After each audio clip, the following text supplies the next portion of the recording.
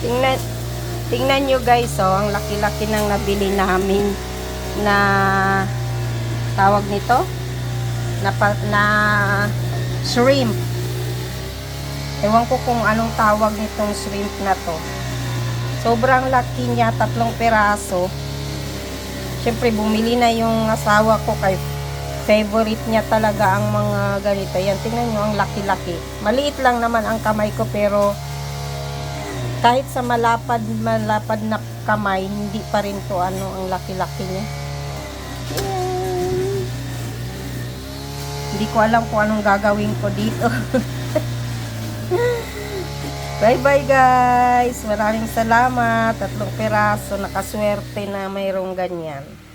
So yan.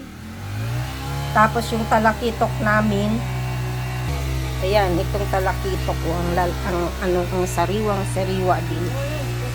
3 peraso. Yan.